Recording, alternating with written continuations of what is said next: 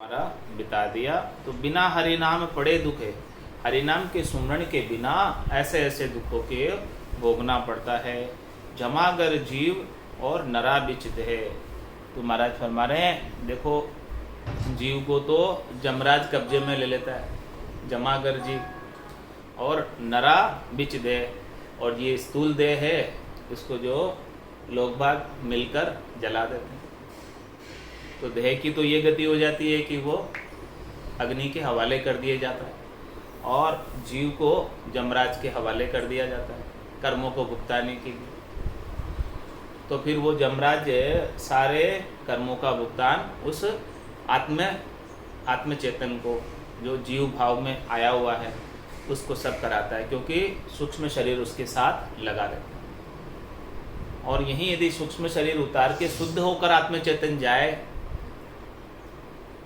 तो उसको फिर कष्ट नहीं, कष्ट सब देही के साथ। जब तक देही रहती है तब तक कष्ट है। स्थूल देही के साथ स्थूल देही के कष्ट है, सूक्ष्म देही के साथ सूक्ष्म देही के कष्ट है। और ये स्थूल और सूक्ष्म कारण महाकारण चारों देही को यहीं उतार कर चला जाए सतगुरु की कृपा से, इन चारों ही वस्त्रों को यहीं उतार दे और सतवस्त्र धारण कर ले, सज्जल से स्नान कर ले और सतलोक में चला जाए दिव्य देह होकर, तो फिर वो कष्ट भोगने के लिए उत्तरदायी नहीं, फिर वो कर्मों के भोगने के लिए उत्तरदायी नहीं। वो जो दिव्य देह है वो सब कर्मों से परे है। दिव्य देही पर कोई कर्म लगते नहीं, दिव्य देही पर कोई कर्म पहुँचते नहीं, दिव्य देही पर काल की पहुँच नहीं। दिव्य देही सद्गुरु की मेहर कृपा दया से प्राप्त होती है।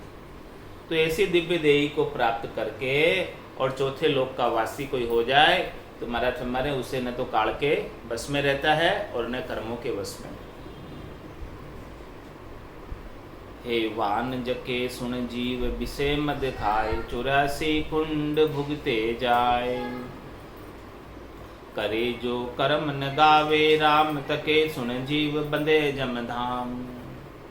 हे वान जके सुन जीव विषय मद खाए, जो जीव विषय भोगों में वह कर्म करने में ही लगे रहते हैं, वो सब हेवान है,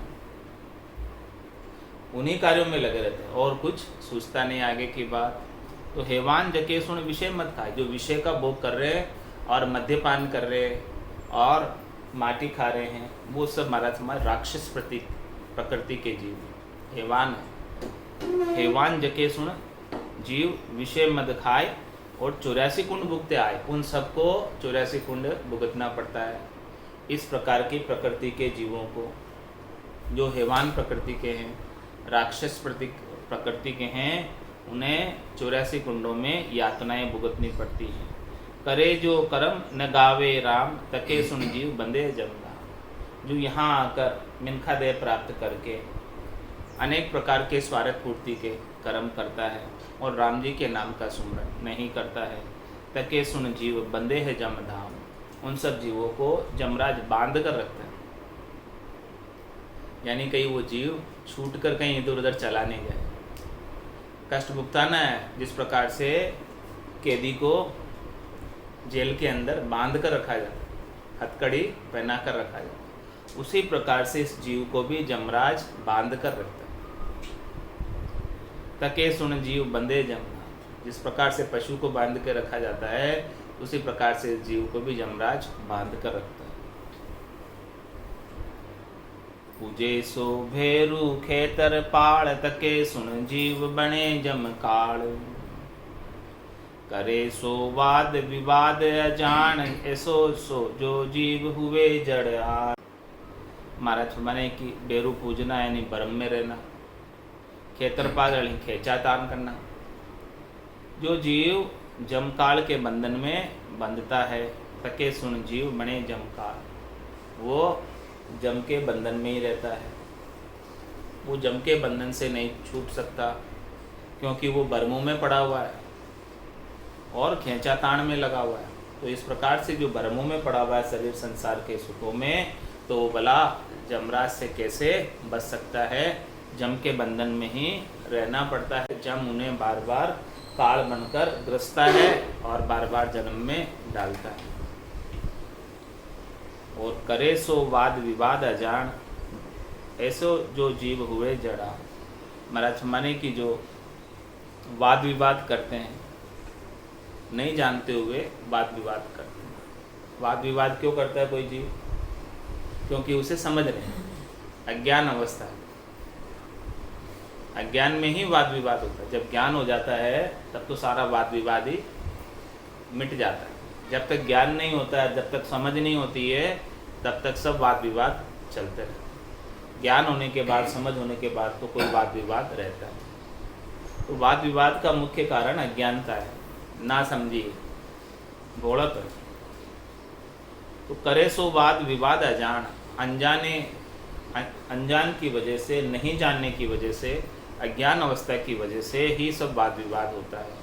वो सब जो है ज्ञान के अभाव में ऐसे किए गए वाद विवाद जो करता है वाद विवाद, ऐसो जो जीव हुए जड़ा, ऐसे जीव को जड़ बना दिया जाता है,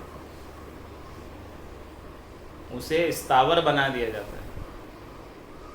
स्थावर मतलब उसे वृक्ष बना दिया जाता है कि भाई खड़ा हो जा तू वृक्ष बन के। ये कहीं वो वाद विवाद करने अब आगे जा ही नहीं सकता, अगली योनि उसे वृक्ष की प्राप्त हो जाती है।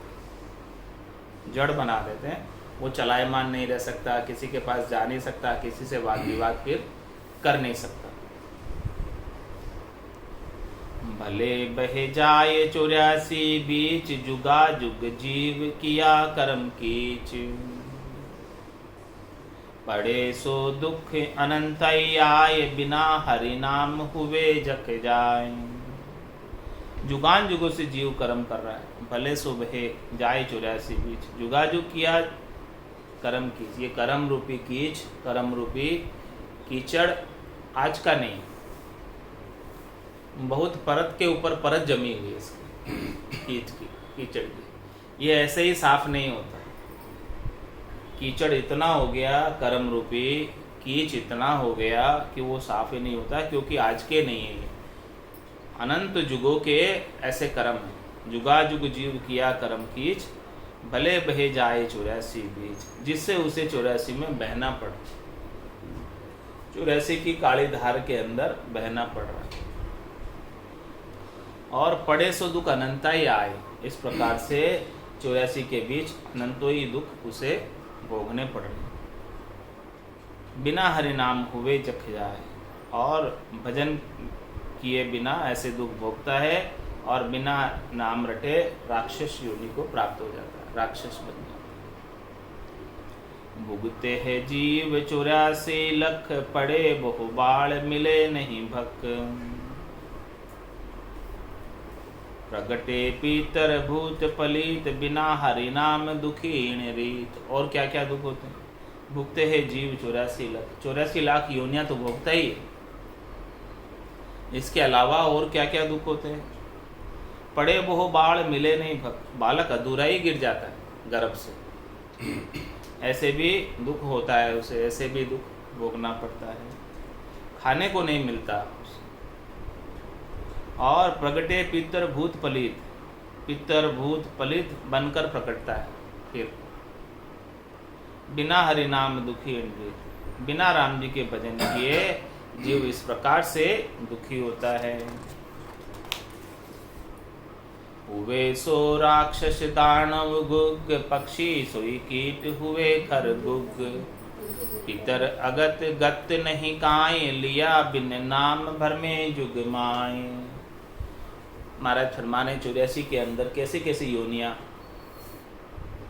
जिनमें इस जीव को जाना पड़ता है। हुए सो राक्षस, कहीं तो उसे राक्षस की योनियों में जाना पड़ता है, कहीं उसे जो है दानव की योनि में जाना पड़ता है, कहीं उसे गुग्गू बनना पड़ता है। गुग्गू यानी उल्लू, उल्लू बनना पड़ता है। पक्षी सोई कीट हुए खरगुग, इस प्रकार से पक्षियों की योनि प्राप्त होती है, कीट पतंगों की योनि प्राप्त होती है। और इस प्रकार से खर खर खर किसे कहते हैं? गधे की, गधे की, गुग्गू की, पक्षियों की, पशुओं की, इस प्रकार से अनेक प्रकार के 84 में योनियां हैं। इन सब योनियों में वो आत्मा जाती है अपने अपने कर्मों के अनुसार। पितर अगत गत नहीं कहा है, और महाराज पितर बनकर अगत में चला जाता है, यानी उसकी गति नहीं होती है, उसे कोई जो है देह नहीं प्राप्त होती है। लिया बिन नाम भर में जुगमाए, किस लिए हो रहा है? क्योंकि उसने हरि का नाम नहीं लिया और संसार के भ्रम में ही पड़ा रहा, शरीर संसार के सुखों में ही लगा रहा, इसकी वजह से ऐसी स्थिति हो जाती है।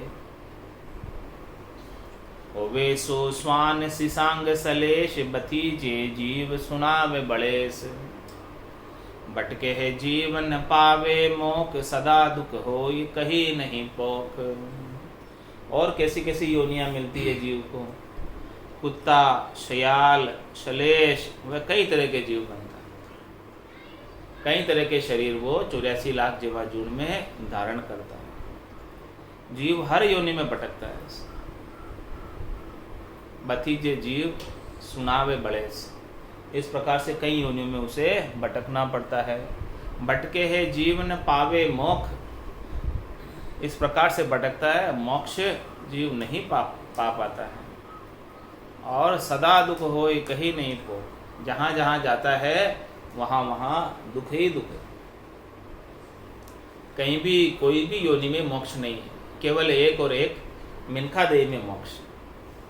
इसीलिए नरदेही को सबसे उत्तम कहा है, सबसे श्रेष्ठ कहा है। सारी 84 लाख देहियों में से कौन सी देही सबसे श्रेष्ठ है? तो देवता उत्तर देते हैं कि भाई नरदेही सबसे श्रेष्ठ है। इसलिए देवता भी अरदास करते हैं कि हमें भी नरदेही मिले। कहते अहो प्रभु मानव तन दीजे, भरत खंड के माए, केवल भक्ति करा संत सेवा और करा कछु ना। ऐसा क्यों कह रहे?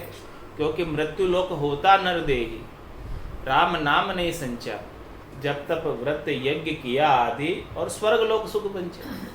यही किया था हमें, यहाँ तक का ज्ञान था, यहाँ तक की समझ थी। और आज भी 99.99% लोगों को स्वर्ग तक की समझ है।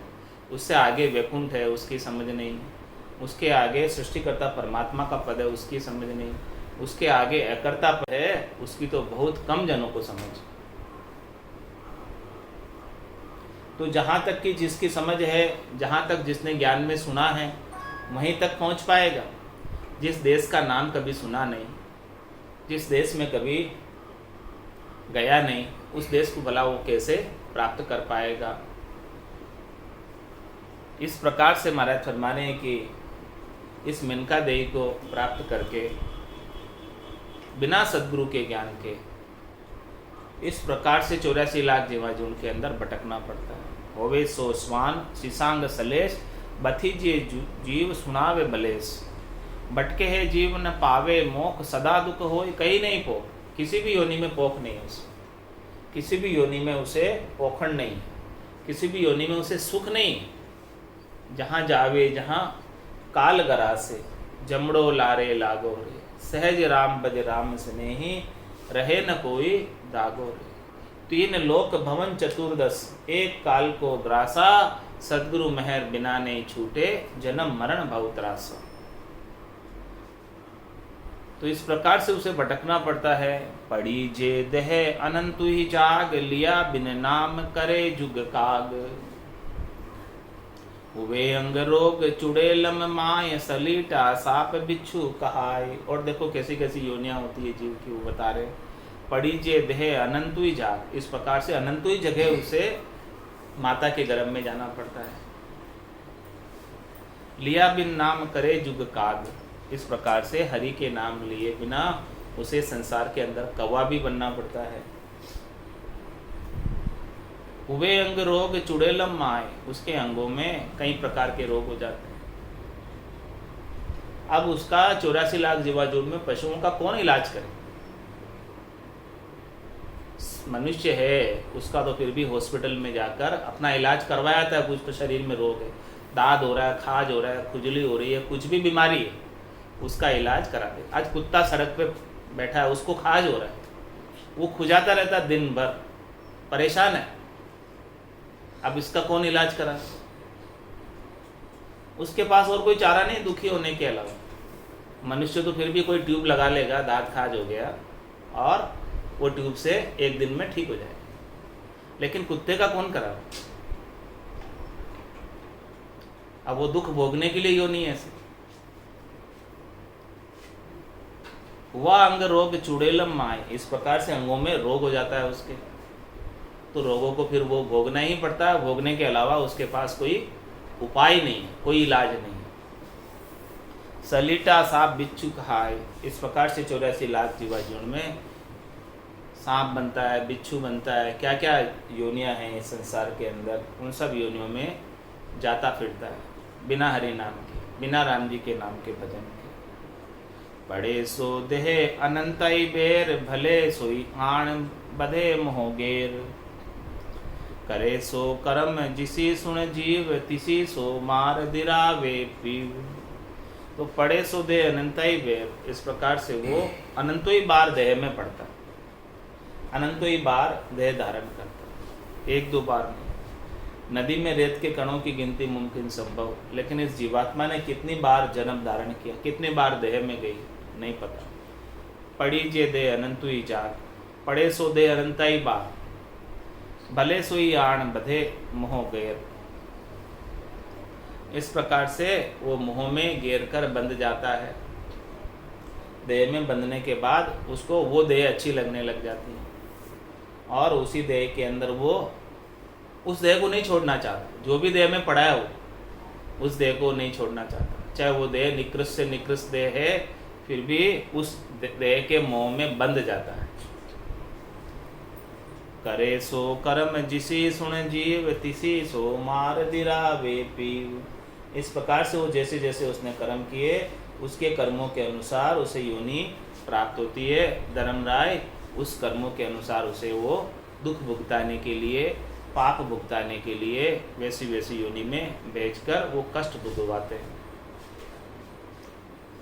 कर्म जीव जो करत है, हर भगत नहीं होए। वे नहचे दुख पावसी, जम लोक में जाए। इस प्रकार से यहाँ आकर अपनी स्वार्थ पूर्ति के लिए, शरीर संसार के सुखों के लिए जो जीव कर्मों में ही लगा रहता है, अनेक प्रकार की करनी और क्रियाएं करता रहता है पाप पुण्य की, और हरि की भक्ति नहीं करता है, जो पाप पुण्य को काटने वाला है, जो भरम कर्म से न्यारी है, जो पाप पुण्य से न्यारी और न्यारी कर देने वाली है। पाप पुण्य दोनिया सु न्यारा, भरम कर्म दोनिया सु न्यारा। जहाँ सुर हो लिवलाई, कै सुखराम राम बिन जग में सभी कर्म। इस प्रकार से जो कर्मों को काटने वाली भक्ति है, वो सच्ची भक्ति, सद्भक्ति यहाँ आकर नहीं करता, और करनी और क्रियाओं में ही फंसा रहता है। कर्म जीव जो करत है, हर भगत नहीं होए। वे नहचे दुख पावसी, जम लोक में जाए। महाराज फरमाने कि उन्हें निश्चित रूप से दुख पाना पड़ेगा, इसमें कोई दो राय वाली बात नहीं, इसमें कोई संशय वाली बात नहीं, इसमें कोई शंका वाली बात नहीं। ये 100% सत्य बात है कि उन्हें निश्चित रूप से जमराज अपने कर्मों का फल भुगताएगा। कोई भी उसका किया हुआ कर्म बिना भुगताए नहीं रह सकता, चाहे वो पुण्य कर्म है, चाहे वो पाप कर्म है। जैसा भी कर्म है उसके अनुसार उसे फल तो भोगना ही है। सरब दुख भुगते सही, बिन भक्ति बिन भेद। कहाँ लग दुख बखान कहूँ, जहाँ तहाँ जीव शिर खेद। महाराज हमारे कहता ओढ़ नहीं आवे, दुख को पार नहीं पावे। ये दुख इतने हैं कि इनका पार नहीं है। कहाँ तक मैं कहूँ इन दुखों का वर्णन, कहाँ तक करूँ। सर्व दुख भुगते सही, इस प्रकार से सारे दुखों को निश्चित रूप से उसे भुगतना पड़ता है। भुगते सही मतलब निश्चित रूप से भुगतना पड़ता है। क्यों भुगतना पड़ता है? बिन भक्ति बिन भेद, दोनों बात लगाई, बिन भक्ति और बिन भेद। कह रहे हम भक्ति तो कर रहे हैं लेकिन भेद से नहीं है, तो भी दुख भुगतना पड़ेगा। माने भक्ति होनी चाहिए, और भक्ति भी किसके साथ? भेद के साथ। भेद सहित ज्ञान घट आवे, प्रेम भाव नैचो मन पावे। मोक्ष मिलन की यही है उपाय, दूजी नहीं शिष्ट में भाव। और भेद कौन देंगे? बिना संत सदगुरु केवली भगवंत के कोई किसी के पास भेद है नहीं ऐसी भक्ति का। हे भूप निज नाम मुख पर नहीं आवे, ज्ञान गम में सो जा गम नहीं पावे। तत्व रूपी गुरु की दिल मेर भाई, निज नाम जागे सिस्टम। सब गट तेरे साइया, खाली गटने कोई, बलिहारी वा गटने जामे प्रगट हो। तो बिन भक्ति बिन भेद, भक्ति तो करनी है तभी दुखों का नाश होगा, तभी कर्मों का नाश होगा, लेकिन वो भेद के सहित होगा। अब इसमें भेद क्या है? मुख्य बात भेद की आ गई। रहस्य क्या है? खास बात क्या है इसमें? श्वास श्वास में तो सब करते हैं, लेकिन इसमें ऊसास का भेद। श्वास ऊसास कहे हरि नाम, फिरे रसना मुख में दिन राति। धीरज ध्यान अडोल न डोलो, आसन मार उका छाती।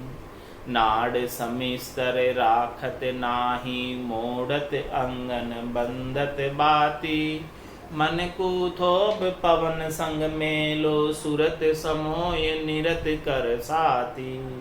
सुख राम कहे यूं ध्यान धरे जूं, दीप सुजोत जलत है बाती। ये वेद की बात है। ऐसा भेद कौन देवे? सदगुरु देवे। सदगुरु के बिना ऐसा भेद देने वाले कोई है नहीं। तो सरब दुख भुगते सही, बिन भक्ति बिन भेद। कहाँ लगे दुख बखान कहूँ, जहाँ तहाँ जीव सिर खेद। इन दुखों का बखान मैं कहाँ तक करूँ? कहीं भी जाएगा तो उस जीव के सिर पर दुख ही दुख है, उस जीव के माथे पर मार ही मार है, उस जीव को कष्ट ही कष्ट भुगतना, चाहे कहीं भी चला जाए, कोई भी योनि में चला जाए। कोई भी योनि कष्ट से रहित नहीं, कोई भी योनि दुख से रहित नहीं है, कोई भी योनि व्याधि से रहित नहीं है। कोई भी शरीर जो है सबके अंदर तंदर सुखिया कोई नहीं देखा, जो देखा सो दुखिया होई। उदय अस्त की बात करतु, सबका किया विवेका हो। तो तंदुक जादिन जावसी, जादिन धरे न देहे। निरंजन लग सुखराम के, भुगते गो न। जिस दिन देह नहीं धरेगा उस दिन सब दुख मिटेंगे। जब तक देह धरता रहेगा तब तक तो कोई न कोई दुख लगा रहेगा। कोई न कोई दुख के लगे रहने की वजह से वो हमेशा दुखी ही रहेगा, सुखी कभी हो नहीं सकता। परम विश्राम को कभी प्राप्त नहीं हो सकता। परम विश्राम को प्राप्त होना है तो ऐसी दिव्य काया को, संत काया को, इस निजनाम की काया को कोई आत्मचेतन धारण कर ले तो वही जो है अमर लोक में जा सकता, अजर लोक में जा सकता, संतों के देश, रामजनों के देश में जाकर हमेशा हमेशा के लिए वहाँ रह सकता है। तो इस प्रकार की सारी बात को सुनकर शिष्य जो है, शिष्य कहते हैं छंद मोतीदान में, कहे सो शिष्य सुनो गुरुदेव, कही जे छाट सबे दुख बेव। किसी सो झूण किसी विधि होई, तको गुरु भेद बतावो मोय। और शिष्य अब डिटेल में पूछ रहा है, विस्तार से पूछ रहा है कि अभी इस बात का भी हमें भेद बता दो, सब छांट कर दुखों का, कि भाई किसी सो जूण किसी विधि हो, कौन सी योनि किस कारण से प्राप्त होती, उसका भी कारण बता दो कि ऐसा ऐसा किया यहाँ आकर, उसकी वजह से ऐसी ऐसी योनि प्राप्त हुई। उसका भी वर्णन करके बता दो कि क्या कारण है उसे ऐसी योनि प्राप्त हुई, क्या कारण है कि उसे ऐसे दुख प्रारब्ध के भुगतने पड़ रहे हैं। उनके कारण ये किस लिए बता रहे, ताकि ऐसे क्रियमान कर्मों का अपन यहाँ आकर ध्यान रखें कि भाई ऐसे क्रियमान कर्म अपने से बन नहीं जाएं कोई, जिसकी वजह से ऐसी योनियों में जाना पड़े। इसीलिए शिष्य पूछ रहा और इसीलिए सद्गुरुदेव सारी बात को विस्तार से खोल खोल कर बता रहे। भक्ति तो करनी है, लेकिन भक्ति के साथ में नए क्रियमान कर्म नहीं बांधने, उन क्रियमान कर्मों को बांधने से बचना। कहो गुरुदेव विचार विचार, किशा सो कर्म किशा दुख लार। कहो गुरुदेव दयाल कृपाल, कि मैं जुग जीव मंड्यो हो ख्याल। और शिष्य कह रहा है गुरुदेव से कि देखो आप विचार विचार कर बताओ, किशा सो कर्म किशा दुख लार, कौन कौन से कर्म के साथ कौन कौन सा दुख का कोरिलेशन है, कि भाई ये कर्म किया तो ये दुख आएगा, किस कर्म के साथ किस दुख का रिलेशन संबंध है। कहो गुरुदेव कृपाल दयाल किमे जुग जीव मंडो हो ख्याल। इस जुग के अंदर इस जीव का कैसा ख्याल है, कैसा विचार है, ये बताओ कि इस संसार के अंदर किस प्रकार से वो प्रारब्ध को लेकर आता है। कुणी के बस करे यो काम तको गुरु सोद बताओ राम। ये किन के बस होकर ऐसा काम करता है, ऐसे कर्म किसके वशीभूत होकर करता है, वो भी बता दो बात। क्यों कर लेता है ऐसे कर्म, क्या कारण है इसको, क्या कोई भूत सवार हो जाता है, क्या होता है, क्यों करता है काम ऐसा। कुणी के बश करे यो काम तको गुरु सोद बताओ राम। हे गुरु, आप राम रूप हैं, आप राम जी के समान हैं, आप में और राम जी में कोई अंतर नहीं है, इसीलिए आप सारी बात हमें विस्तार से बताओ। कहे सो जम रूप किशो का होय तका सब मांड पछाड़ी है लोई। कहो सो जम रूप किशो का होय, जमराज का रूप कैसा है वो भी बता दो। जमराज की शक्ल कैसी है, हाँ, जमराज का शरीर कैसा है, जमराज का आकार कैसा है वो भी बताओ। कि जिसने पूरी मांड को पछाड़ा है, यानी पूरी मांड उसके आगे झुक जाती है। जो जीवन में झुकवो नहीं जाने वो जमरा आगे झुक जावे। जो जीवन में कभी किसी के आगे नहीं झुका वो जमराज के आगे उसे झुकना पड़ता है। तका सब मांड पछाड़ी है, वो कैसा उसका बलवान शरीर है कि उसके आगे सब झुक जाते हैं। कोई बड़े से बड़ा भी उसके आगे टिक नहीं पाता। 84 लाख जीवाजून सब उसके आगे नतमस्तक है, सब उसके आगे झुकी हुई है। ऐसा वैसा उसका कैसा शरीर है, उसका कैसा रूप है वो भी बताओ वर्णन करके। कहो जम लोक कुंडा परिवाण किसी विधि जीव कहे जमान। उन जमलोक के कुंडों का प्रमाण बताओ, कैसे कैसे वो जमलोक के कुंड हैं, और किस विधि जीव गहे जमान, किस प्रकार से वो जमराज आकर जीव को पकड़ता है वो भी वर्णन करके बताओ। सिर में गुरज गला में फांसी, जालिम है जमरान, साहेब राम कदे नहीं सिमरिया यो सब लोग विरान। किस प्रकार से आकर वो जीव को पकड़ कर ले जाता है। 9 दरवाजों पे आकर जमदूत बैठ जाते हैं, किधर से निकलेगा उधर से पकड़ लेंगे। इसी किसी विधि जीव गहे जमान, किस प्रकार से वो जीव को जमराज पकड़ के ले जाता है। पड़े सो देहे किसी विधि बेग कहो गुरुदेव सबे सुख दुख सेंगे।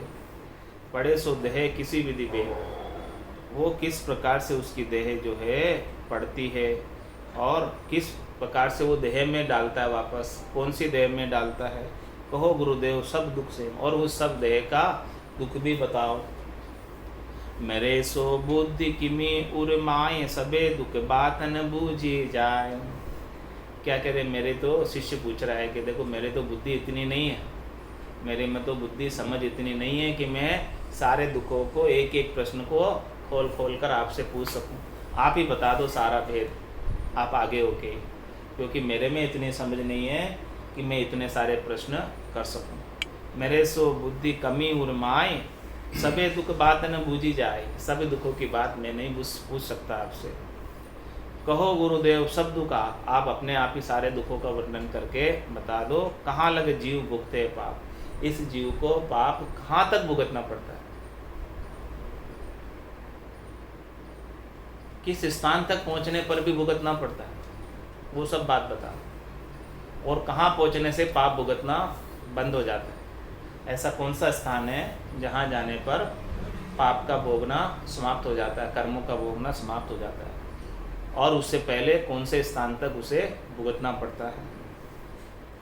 भुगते जीव कहाँ लग कर्म कहो गुरुदेव मिटाओ यो भरम। हे सद्गुरु, आप हमारे अंदर ये भरम है, इसको मिटाओ कि इस जीव को कहाँ तक कर्मों को भुगतना पड़ता है और कहाँ से आगे जाने पर कर्मों को भोगने की आवश्यकता नहीं रह जाती है, समाप्त हो जाते हैं सत्कर्म। कोड़ी सो कलंकी हुए कि मैं आए, जिके कहो कर्म किशो जुग माए। कोई यहाँ आकर संसार में कोड़ी हो जाता है, कोई यहाँ आकर कलंकी हो जाता है, तो उसका कैसा कर्म था, पिछला प्रारब्ध कैसा था, क्या उसके पाप उदय हुए थे, जिसकी वजह से उसे ऐसा दुख यहाँ आकर भोगना पड़ता है। होए सो अंध गुंगो कि मैं जान, तके गुरु कर्म बताओ हो आन। कोई गूंगा हो जाता है, कोई कैसा हो जाता है, कोई कैसा हो जाता है, वो सारे कर्म बताओ। अंगे अंगहीन किसी विधि होय, तके गुरु कर्म बताओ मोय। कोई अंगहीन होता है, कोई अपंग होता है, इसका भी क्या कारण है, इसका भी उसका कैसा कर्म है, सारा कर्म बता दो। पढ़े सो हीण नीचे कुल जाय, टिके गुरु कर्म किशो जुग माय। वो हीण कुल में, नीचे कुल में क्यों जाता है, क्या कारण है उसका, नीचे कुल में उसकी योनि क्यों प्राप्त होती है, इसका क्या कर्म है, वो भी बता दो कि भी किस वजह से उसे नीचे कुल में जाना पड़ रहा है। रहे सो बांझ कैसे गुरुदेव, कृपा कर आप बताओ भेव। और कोई पूरे जन्म जो है बांझ रहती है स्त्री, उसका भी क्या कारण है, उसका भी कर्म बता दो। क्रोधी अंग रूप, क्रोधी अंग करूपी देहे, किशो गुरु पाप बण्यो अंग है। क्यों उसका अंग क्यों क्रोधी है, उसका क्रोधी होने का भी क्या कारण है, क्या पाप उससे बना था पिछले जन्म में, इसकी वजह से इस जन्म में वो क्रोधी हो गया। क्रोधी अंग करूपी देह, उसकी देह बड़ी रूपी है, रूपवान देह नहीं मिली है, उसका क्या कारण है। किशो गुरु पाप बण्यो अंग है, क्या पाप की वजह से ऐसा अंग उसका बना है, क्रोध का अंग क्यों बना है, कुरूपी देह क्यों बनी है। गणा सो बाल आवे है खूक, किशा गुरु कर्म सदा रहे भूख। ये क्या कारण है कि उसके खूक में बहुत बच्चे उसकी खूक से जन्मते हैं। किशा गुरु कर्म सदा रहे भूख, कि कैसा उसके कर्म थे कि हमेशा उसे बच्चे जलने की भूख रहती है। हुए सो पंग अपंग धीस, तके कर्म किने कहो गुरुवीस। कोई पंगा हो जाता है, कोई अपंग हो जाता है, उसके कौन से कर्म हैं वो सब बताओ। गिरे सो गर्भ अधूरा बाल, तके गुरु कर्म कहो जे बेडाल। ऐसे क्या कर्म है जिसकी वजह से गर्भपात हो जाता है, गर्भ गिर जाता है, अधूरा बालक गर्भ में विकसित हुए बिना ही गिर जाता है, इसका क्या कर्म है। गुरु कर्म कहो गुरु दयाल, जने तो बहुत न जीवे एक। उसका क्या कारण है कि जने तो बहुत है बच्चे, लेकिन एक भी नहीं जीता, सब होते ही मृत्यु को प्राप्त हो जाते हैं। उसका ऐसा क्या कर्म है जिसकी वजह से होते ही बच्चे मर जाते हैं। दके गुरु पाप किशा जुग पेख। वो क्या पाप है, ऐसे क्या संसार के अंदर उसने आकर किए थे। दली दरी हो ये कहो किण पाप, तके गुरुदेव बताओ आप। कोई दरिद्र होता है तो दरिद्री क्यों है उसकी, तो इसका भी क्या कारण है वो आप बताओ कि भाई दरिद्री उसको क्यों प्राप्त हुई है, क्या ऐसा पूर्व जन्म का पाप उदय हुआ जिसकी वजह से इस जन्म में दरिद्र है। कमी वा बुद्ध कहो किम होय, तके गुरु कर्म कही जे मोय। ऐसे कर्मों को बताओ जिसकी वजह से बुद्धि उसकी कमजोर है, उसे कोई बात समझाओ तो समझ आती नहीं है, उसका ऐसा क्या पूर्व जन्म का प्रारब्ध है, क्या कर्म है जिसकी वजह से इस जन्म में उसे बुद्धि मिली ही नहीं, समझ मिली ही नहीं। पढ़े किम लक्ष्य कुलक्षण देहे, किशो गुरु कर्म बणे अंग है। और वो कुलक्षणों के अंदर लग जाता है, इसका क्या कारण है, ऐसा क्या पूर्व का पाप उदय हुआ जिसकी वजह से कुलक्षणों में लग गया वो। कपटी होय न बोले साँच, ईशा गुरु अंग बण्यो किम पाँच पाप। वो कपटी हो जाता है और सत्य भाषण नहीं करता, हमेशा झूठ बोलता रहता है, कपट करता है, दोगलापना रखता है। ऐसा गुरु अंग बण्यो किम पाप, कौन से पाप से ऐसा उसका अंग बना है, कपटी होने का भी अंग किस कारण से बना है कि इस जन्म में वो कपटी है, पिछले जन्म का उसका क्या ऐसा पाप कर्म था? काणों कि में पाप हुए गुरुदेव, तको मुझे भेव बताओ देव। ऐसा भी भेव बताओ कि किस वजह से वो काना हुआ है, किस वजह से वो ऐसा अंधा हुआ है, जिसका भी कारण मुझे बताओ। अभी तो बहुत है प्रश्न तो शिष्य के, और उत्तर भी सद्गुरुदेव बताएंगे एक एक दुख का, एक एक अंग का, क्यों क्या कर्म करने से ऐसे अंग लक्षण बने हैं। तो इन सब कर्मों का, क्रियमान कर्मों का ध्यान रखने के लिए बता रहे कि अपने को नए क्रियमान कर्म अपने से कोई बन नहीं जाए, उस बात का ध्यान रखें, ताकि ऐसे कर्मों से बचे रहे और ऐसी योनियों में, ऐसे दुखों में नहीं जाना पड़े। आज की सत्संग चर्चा का समय पूर्ण होता है। वाणी को विराम देते हुए बोलो राम सद्गुरु देव जी महाराज ने धन्य हो, धन्य। परम दयाल सद्गुरु सुखराम जी महाराज ने धन्य हो, धन्य।